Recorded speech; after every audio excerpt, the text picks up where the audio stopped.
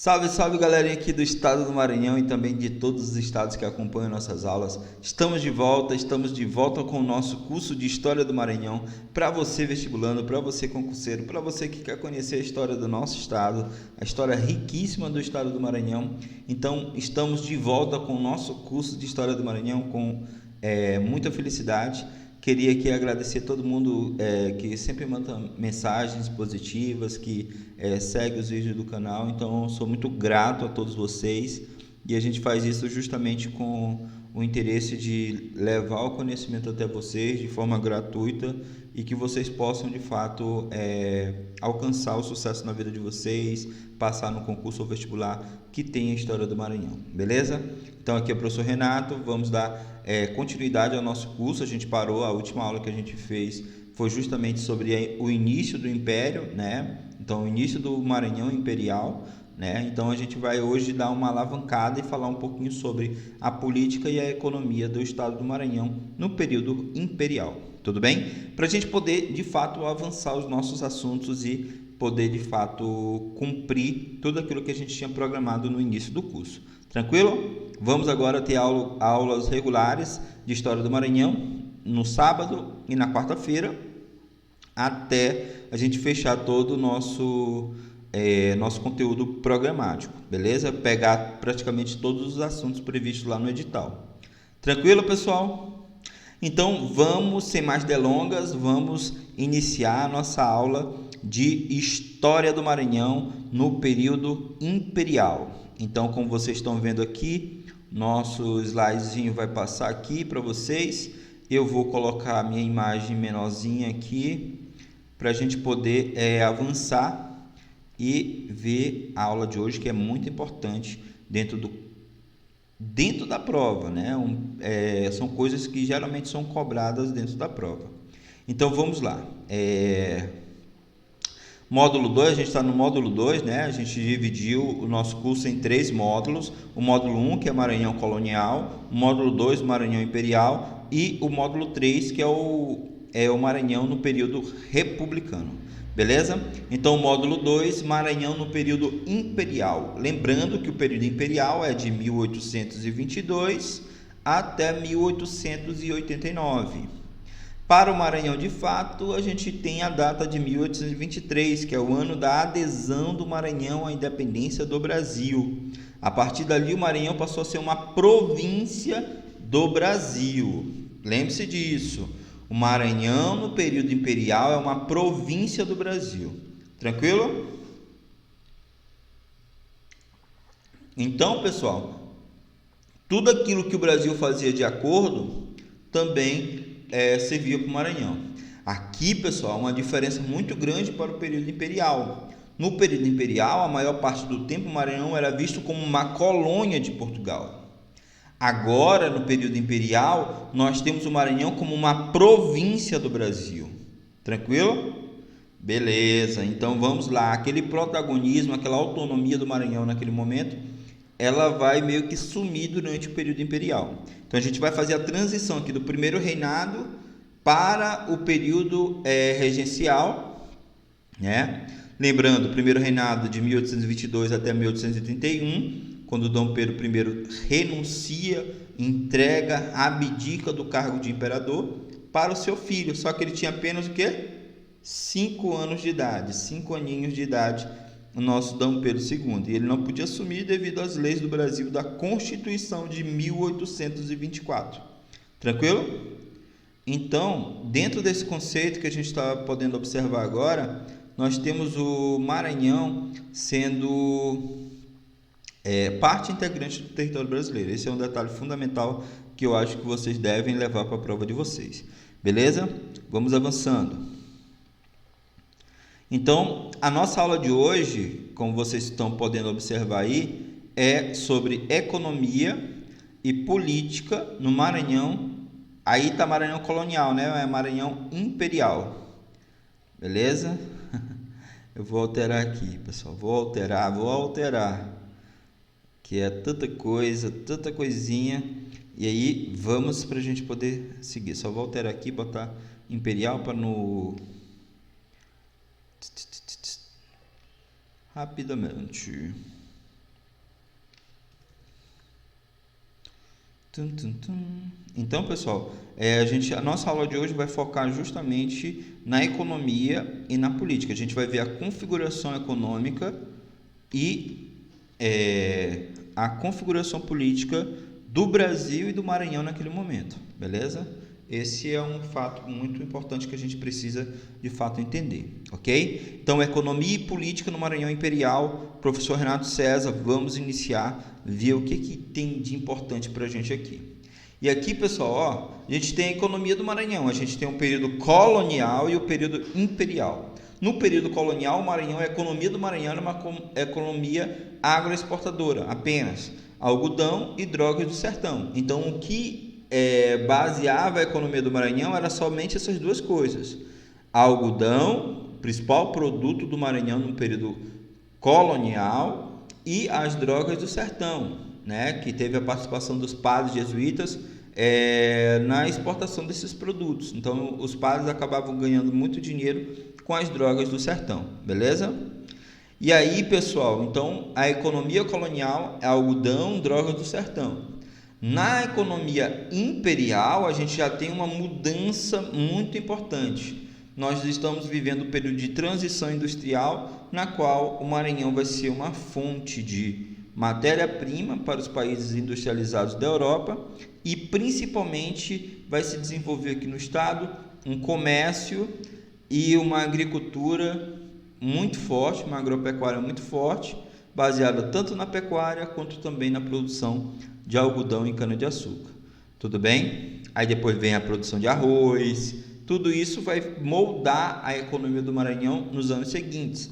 Então, da economia colonial, basicamente agroexportadora, nós vamos ter uma economia imperial com um comércio latente devido aos acordos que o Brasil tinha feito com a Inglaterra.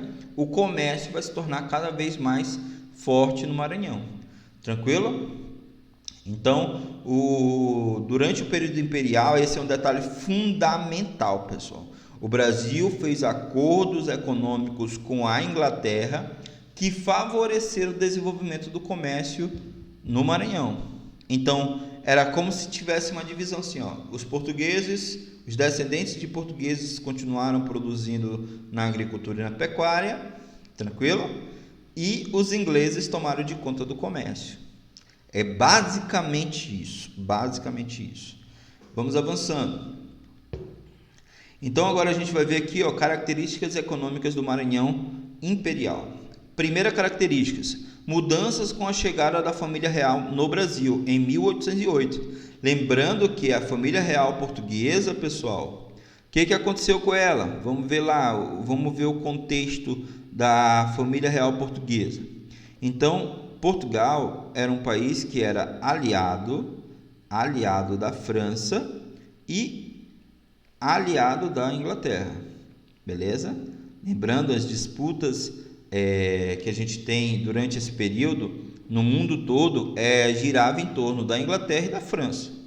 Então, ou você era aliado da Inglaterra, país mais rico e poderoso do mundo, ou você era aliado da França, a maior força militar que a gente tinha naquele momento. Então, a Inglaterra era uma força naval e industrial, a França era uma força política e militar. Tranquilo? Então, nós tínhamos essa configuração. Portugal, que era meio safadinho, o que Portugal fazia?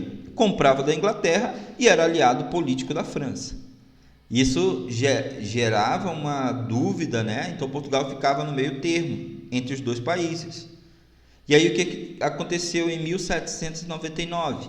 Napoleão Bonaparte chega ao poder da França e põe fim à Revolução Francesa em 1799. A partir dali ele começa a sua engrenada a chegar ao poder e se tornar o imperador da França. Quando Napoleão chega a ser imperador da França, ele começa a mudar a política francesa e começa a combater o avanço da Inglaterra. Como ele via que não tinha condições de impor um produto com maior qualidade e mais barato do que os produtos ingleses, ele usou a força militar para impedir que os países da Europa comprassem produtos da Inglaterra. Então, Napoleão Bonaparte, ele fez o bloqueio continental, que vocês tanto conhecem na história. Fez o bloqueio continental. Esse bloqueio continental, olha só, o que isso vai mudar no Maranhão. Esse bloqueio continental fez com que os países da Europa fossem coagidos a não comprar produtos ingleses. O Napoleão dizia basicamente assim: se vocês continuarem comprando produtos da Inglaterra, a gente vai invadir o seu território e vai colocar uma nova pessoa no poder. Foi assim na Espanha, tudo bem? O que aconteceu? A Espanha, ela era inimiga da Inglaterra há um tempo, mas começava a comprar produtos ingleses. E aí a Espanha não quis aceitar as imposições de Napoleão. O que Napoleão fez? Invadiu a Espanha, tomou o poder, tirou o rei que estava no poder e colocou seu irmão. Entendeu? Então Napoleão fazia isso. E Portugal mantinha uma posição neutra. Falou, não, somos aliados dos franceses, mas por trás compravam produtos ingleses. Tudo bem? E aí, essa, vamos dizer, dicotomia portuguesa fez com que a França entrasse com uma ação de invasão a Portugal. Então, os franceses invadiram Portugal. Quando surgiu a notícia de que os franceses invadiram Portugal para tomar o poder da família de Bragança, o que a família real fez? Fugiu de Portugal e veio morar no Brasil, a sua principal colônia.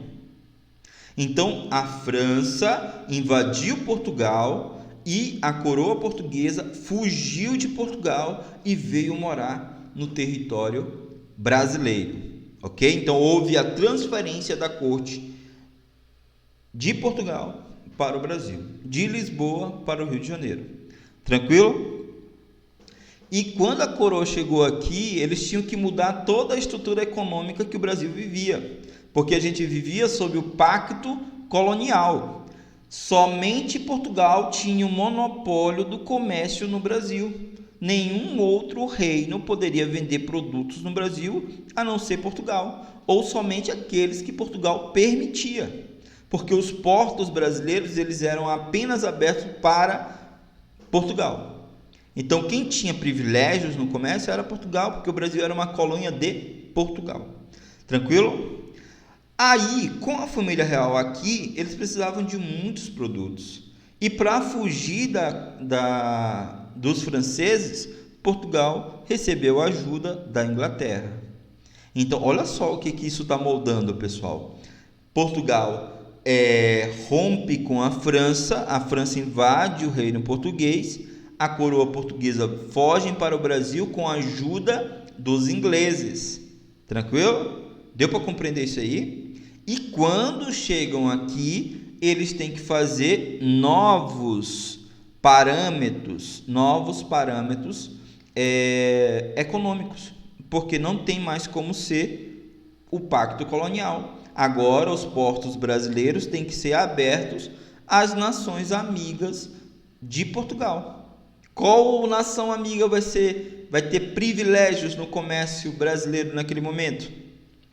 Justamente a Inglaterra, pessoal. Então, houve a ajuda inglesa na fuga da coroa portuguesa do exército de Napoleão, ok? E aí, uma das primeiras atitudes da coroa portuguesa aqui no Brasil, eles saíram no dia 29 de novembro de 1807 e chegaram aqui já no início de 1808, né? Porque a viagem, né, demorava aproximadamente 1 mês e meio, 2 meses, e algumas vezes chegava até durar 3 meses, dependendo do ponto onde eles iam atracar, beleza? Então, eles saíram em 1807, chegaram aqui no Brasil em 1808. E dentro desse conceito, pessoal, dentro desse contexto geral, o Brasil teve que abrir os portos das nações amigas, quebrar o pacto colonial, quebrar o monopólio português no comércio brasileiro e abrir os portos, o comércio brasileiro para outras nações. Que nações? A Inglaterra, beleza? Então, essa configuração ela vai moldar a economia do Maranhão naquele momento, pessoal. Eu deixo um texto aqui para vocês darem uma lida. Vocês vão ver que os ingleses eles vão ter privilégios no comércio naquele período. Então, a economia do Maranhão, no início do período imperial, do início do século XIX, vai ser moldada por uma presença inglesa muito forte no comércio. E aí o comércio, vai se revolucionar. É um período de desenvolvimento comercial do Brasil, de ampliação dos mercados brasileiros, e isso vai moldar o Maranhão naquele momento, pessoal, com a presença inglesa maciça no Maranhão, ok? E essa presença ela foi ratificada, foi acordada entre Portugal e a Espanha e a Inglaterra, beleza? Foram 2 tratados assinados, o Tratado de Aliança e Amizade e o Tratado de Navegação e Comércio.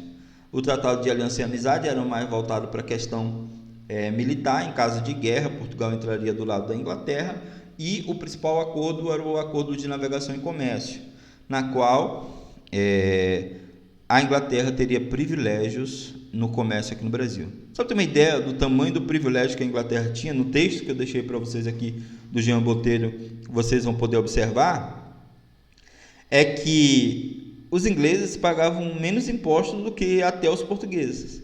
O Brasil, colônia de Portugal, os comerciantes ingleses pagavam menos impostos do que os comerciantes portugueses. Só para exemplificar o tamanho do privilégio que os ingleses vão ter no território brasileiro. Beleza? Tranquilo? Então, até 1843, até a criação da tarifa Alves Branco pelo Brasil, já no início da produção de café no Segundo Reinado, a Inglaterra vai ter privilégios no Brasil. Tudo bem? E a perda dos privilégios da Inglaterra no Brasil vai culminar justamente automaticamente no fim do tráfico de escravos, na Lei Eusébio de Queiroz, que você já deve ter lido estudando história, em 1850, beleza? Então, em 1843, o Brasil cria um imposto para que os ingleses pagassem impostos como todas as outras nações. Isso já no período em que o Brasil já está independente, já está no governo de Dom Pedro II e por aí vai, beleza?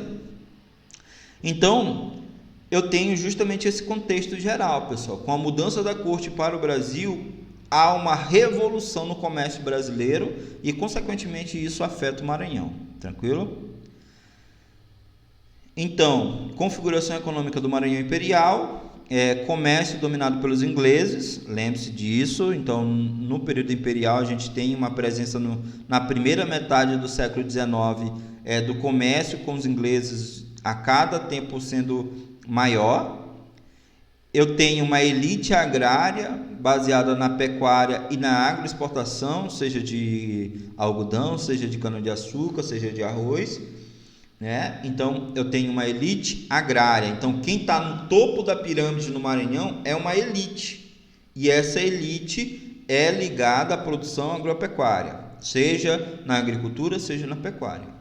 E essa galera, vocês vão ver depois que a gente vai ter a nossa aula na quarta-feira de Balaiada e Setembrada, né? E as outras revoltas que acontecem no Maranhão no período regencial. Vocês vão observar que essa galera vão ser chamados de cabanos, ok? Os cabanos no Maranhão são elite. Lá na cabanagem no Pará, os cabanos são a classe pobre. Não vão confundir, porque isso daí já foi pergunta de prova. E os cabanos do Maranhão são a elite, que são os conservadores, ok? Comerciantes portugueses estavam sem prestígio, porque os ingleses dominaram o mercado brasileiro com produtos que outrora a gente não tinha, né? Artigo de luxo, produtos que a Inglaterra vendia, né? E até uma coisa bem louca, trouxeram para cá até patins de gelo, né? Uma loucura. E aí o brasileiro é tão criativo que pegou lá o ferrinho do patins, né, de gelo, e colocou como se fosse trinco de porta, né? Isso daí é uma coisa bem louca. O brasileiro é diferenciado, ok? Proibições ao comércio com outras nações. Lembra, pessoal? Aqui no Maranhão a gente tem um passado francês. A nossa capital foi fundada pelos franceses. Então, automaticamente, aqui tinha um traço cultural muito ligado à França.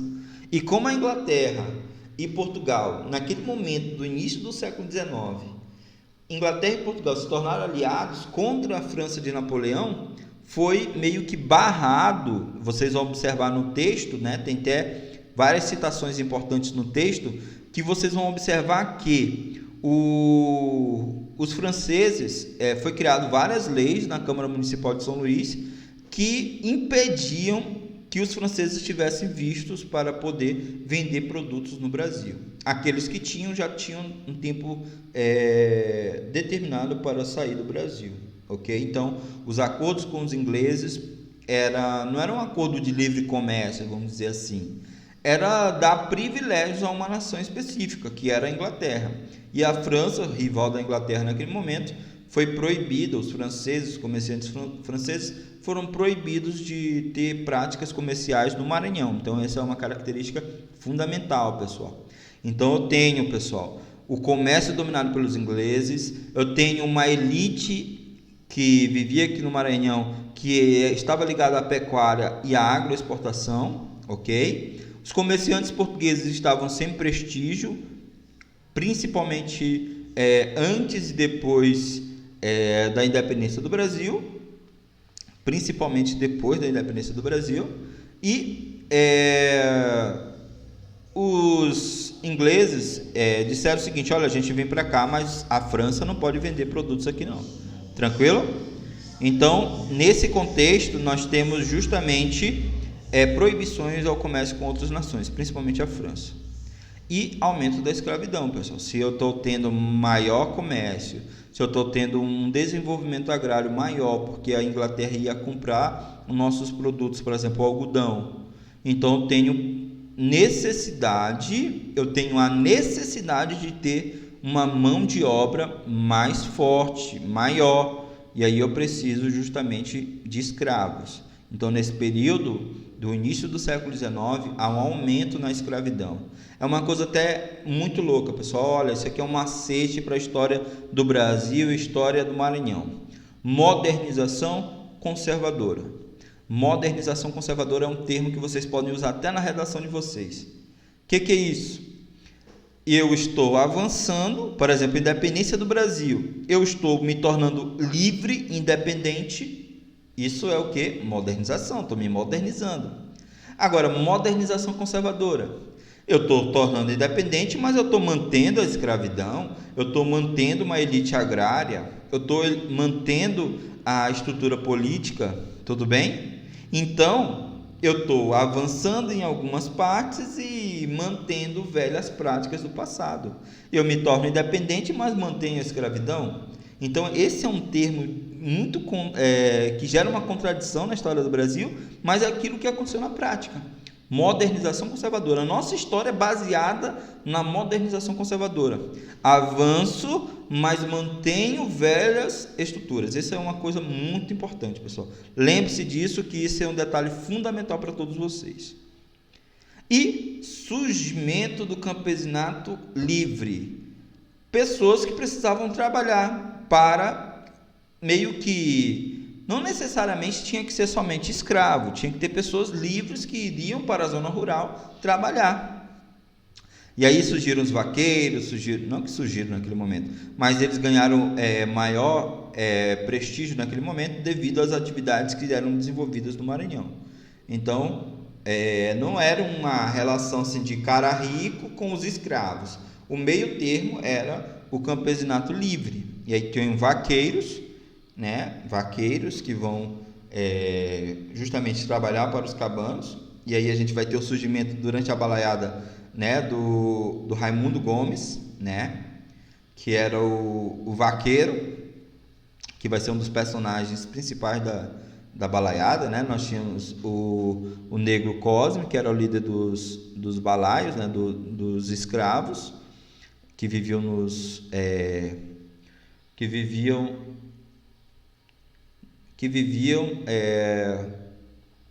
nas regiões de quilombos, né, nos quilombos. Nós vamos ter o Manuel Balaio, que era o artesão, e nós vamos ter o Raimundo Gomes, que era o vaqueiro, beleza? Então, os vaqueiros, os artesãos vão ganhar grande prestígio no início do século XX, né, no início do século XIX, mais precisamente durante o primeiro reinado. Durante o governo de Dom Pedro I, essa galera vai ganhar um pouquinho mais de prestígio, vamos dizer assim que um prestígio, porque essas pessoas eram consideradas nada, e elas passaram a ser vistas, vamos dizer assim, ok? Meio que de cantinho de olho, mas passaram a ser vistas. Então essa é uma configuração econômica do Maranhão. Essa galera que vai trabalhar, os vaqueiros e os artesãos, eles também vão meio que, podemos dizer assim, que essas duas classes vão gerar produtos para serem consumidos nas classes pobres. Então os vaqueiros vão ter a terrinha deles lá também, vão produzir produtozinhos para vender nas vendazinhas, vai ter os artesãos que vão fazer os mantimentos para vender justamente no mercado mais ao interior, porque o mercado dos ingleses se concentrava principalmente na capital, tudo bem? Então o centro comercial do Maranhão naquele momento era São Luís, não tinha para onde correr.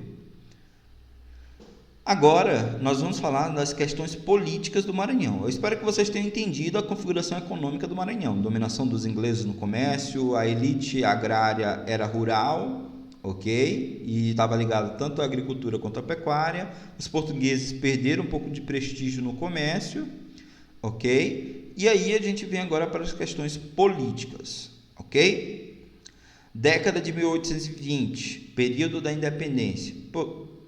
Pessoal, lembra que eu falei para vocês, o Maranhão se manteve contra a independência do Brasil. Base, isso é uma base.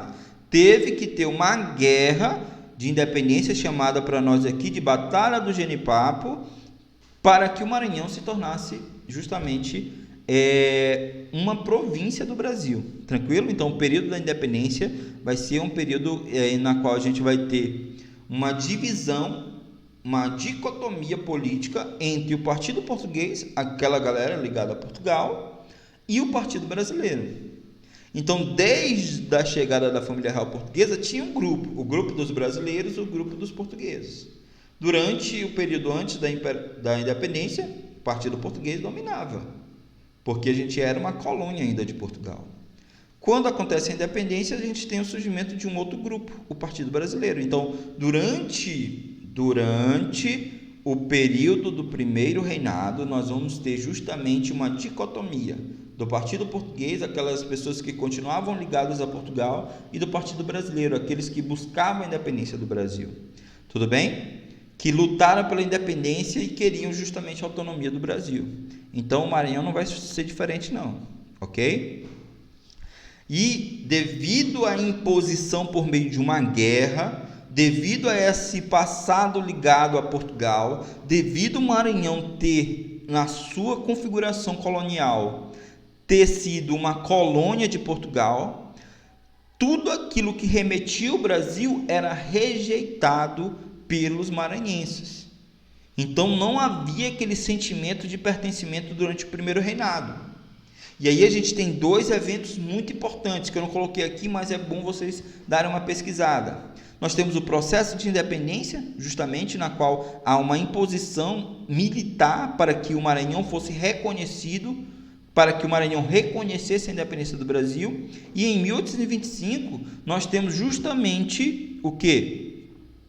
Nós temos um período que acontece uma grande revolta no Nordeste brasileiro, chamada de Confederação do Equador. Províncias do Nordeste, contrárias às decisões do imperador, se reúnem para justamente se voltar contra o Brasil e formar um país independente. Ok? Maranhão, Pernambuco, Rio Grande do Norte, Ceará, Piauí, todos esses lugares acabaram se reunindo na Confederação do Equador, que foi duramente reprimida pelo Dom Pedro I, e o seu líder principal, um personagem carismático daquele momento, foi fuzilado. O nome dele era Frei Caneca, ok? O Frei Caneca foi fuzilado, e a reputação do imperador no Nordeste era muito ruim, muito ruim. E isso fazia com que houvesse um distanciamento do Maranhão em relação ao Rio de Janeiro, que era a capital do Brasil naquele momento. Então, as relações com o imperador distanciava o Maranhão do centro do Brasil. Tudo bem, pessoal? Esse é um detalhe fundamental que vocês devem levar para a prova de vocês. Ok? E aí, devido a esse distanciamento, a gente também aqui tem configuração de grupos, muito semelhante ao que tinha lá no Rio de Janeiro, mas aqui eram menos fortes. E aí, durante a década de 30 e década de 40, né, no período mais tenso aqui no Maranhão, nós tínhamos a configuração basicamente de conservadores e liberais. Anteriormente a isso, a gente tinha os restauradores. Lembra que Dom Pedro I, ele renunciou ao cargo de presidente, ele abdicou do cargo de presidente, de imperador, em 1831. Quando ele fez isso, surgiram 3 grupos políticos no Brasil, 3 grupinhos. O primeiro deles eram os restauradores, que queriam a volta de Dom Pedro I para ser o imperador do Brasil. O segundo é os moderados, que queriam manter o império, mas queriam o federalismo, o protagonismo de cada estado, e a capital seria de fato menos importante naquele momento. E o terceiro, né, o dedo engembrado aqui, ó, o terceiro era os liberais, que também eram conhecidos como farroupilhas, que queriam a proclamação da República, uma classe mais ligada ao comércio. Tudo bem? Então, para moldar, para ficar mais fácil da gente entender aqui, pessoal, no Brasil todo, na segunda metade, depois da morte de Dom Pedro I, em 1834, surgiram 2 grupos políticos no Brasil: os conservadores, que eram ligados à elite rural, e os liberais, que eram os comerciantes. Beleza?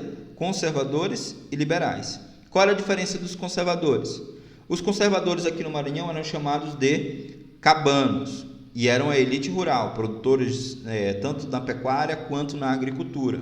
Tranquilo? Então, os conservadores no Maranhão são chamados de cabanos. E os liberais no Maranhão são os bem-te-vis. Eram chamados de bem-te-vis, que eram os comerciantes. Tudo bem? Então, os 2 grupos políticos que tinham no Maranhão eram os conservadores e os liberais. Os conservadores dominavam toda a política, e os bem-te-vis queriam o quê? Protagonismo na política. Eles não participavam da política. Eles não ocupavam os melhores cargos. E lembrando que a gente está num período de maior desenvolvimento dos liberais, na qual no mundo todo configurava o avanço dos liberais por todos os lados. Mas no Maranhão, quem dominava a política eram os conservadores. Tranquilo? A elite rural dominava todos os cargos políticos. E naquele momento era o seguinte: o cara era eleito presidente da província, né? O cara era eleito presidente da província e ele nomeava os prefeitos das cidades e vilas. Tudo bem? Nomeava esses entes dentro da organização política do Estado. Então, era eleito um presidente da província. Esse presidente da província, geralmente cabano, geralmente conservador, nomeava conservadores para dominar a política. E esses caras, eles tinham uma força militar também, devido em 1832 ter sido criado no Brasil a Guarda Nacional. Ok? Que seria uma espécie de força militar do Poder Executivo, além do Exército. Tudo bem? Então, a Guarda Nacional surgiu nesse momento, que deu muito poder para os cabanos. E aí, pessoal, um detalhe fundamental para a República. Foi nesse momento que surgiu vamos lá, se vocês lembram, os oligarcas. É nesse momento que surge as oligarquias dentro do estado do Maranhão. Está vendo como a raiz da oligarquia que vai moldar a nossa política durante o século XX, com a oligarquia do Sarney, a oligarquia do Vitorino Freire, a oligarquia do Benedito Leite, a oligarquia do Urbano Santos. Então, durante o período regencial, com a força militar que esses fazendeiros e essa galera da elite rural tinha, moldou a política do Maranhão ao longo do tempo. Beleza? Então, os conservadores eram chamados de cabanos, elite rural. E aí, né, se vocês lembrarem lá, os barões do café durante o período republicano, vai ser muito semelhante a isso. Vai ter uma oligarquia sendo criada a cada momento pelos cabanos. Então, quem dominava a política eram os cabanos. E os bentivis queriam tirar os cabanos do poder. E aí vem o quê? Vem uma revoltazinha chamada de balaiada, na qual eu tenho a classe pobre, vaqueiros, artesãos e escravos, lutando contra os cabanos. O que os liberais fazem no início da balaiada? Apoiam os revoltosos. Por isso que a balaiada teve grande força. Então, os liberais, eles apoiam os balaios, apoiam os revoltosos contra os cabanos. Isso a gente vai ver na próxima aula. Tudo bem? Então, eu tenho dois grupos políticos, os cabanos e os bentivis. Os cabanos têm o poder controlado, é controlado por eles dentro do Maranhão, a política toda era dominada pelos cabanos, e os liberais queriam protagonismo político. Ok? E para isso acontece uma revolta durante a década de 30, que começou em 1838, foi até 1841, que é a balaiada. Teve a setembrada, teve outras revoltas dentro do estado do Maranhão, na qual a gente tem uma oposição entre conservadores e bentivis. No final da história, o que acontece? Bentivis e cabanos se unem contra os balaios. É por isso que a balaiada foi uma revolta que teve uma dura repressão. Tranquilo? Pessoal, a revolta do Brasil é muito louco, muito louco. A gente vai ver isso na próxima aula. Sistema político, pessoal. Constituição de 1824 decretava que o voto seria censitário, ou seja, votava quem tinha renda. Quem tinha renda? Os cabanos. Simples. Quem tinha renda, o que era renda naquele momento? Ter terras e ter escravos. Ter terras e ter posses. Ter terra e ter dinheiro. Só quem tinha isso eram os cabanos. Ah, professor, mas os bentivis não tinham? Tinham dinheiro, mas não tinham terras. Então, naquele momento, o voto era censitário. Os principais votos de senadores, de presidentes de província, eram dados pelos cabanos. Professor, e os pobres aqui, o que faziam? Não faziam nada, porque eles não tinham força política. Eles vão chegar no momento que eles não vão aguentar mais. Aí vem as revoltas, setembrada, balaiada, entendeu? Então, é desse jeito, lembre-se disso. Aí eu coloquei aqui só para a gente poder focar mesmo. Os conservadores dominavam a política, nomeavam os prefeitos e a maioria dos políticos do legislativo estadual. Então, os cabanos dominavam a política do Maranhão no início do século, no início do período imperial e também até meados da década de 30, né, até acontecer a balaiada. Quando a balaiada acontece, os bentivis ganham mais protagonismo. E quando no final da balaiada, quando eles viram que os revoltosos estavam saqueando comércios, os bentivis se unem aos cabanos para pôr fim à balaiada. E aí a gente vê durante o segundo reinado, cabanos e bentivis vivendo juntinhos. Eles divergiam em muitas coisas, mas acabaram, para evitar as revoltas, se unindo durante o segundo reinado. Então, nesse primeiro momento, eles vão divergir. Depois eles vão meio que se unir, vão estar ali, olha, a gente tem o mesmo inimigo, que é a classe pobre. Então, vamos fingir que a gente é aliado para a gente manter a nossa aparência, né? E com isso, pessoal, a gente fecha a nossa aula de hoje. Espero que vocês tenham gostado, né? A aula de hoje foi uma aula um pouco mais rápida, mas de um assunto muito importante dentro da história do Maranhão. Beleza? Muito obrigado, pessoal, pela presença de vocês aqui e até a próxima. Valeu, galera. É nóis.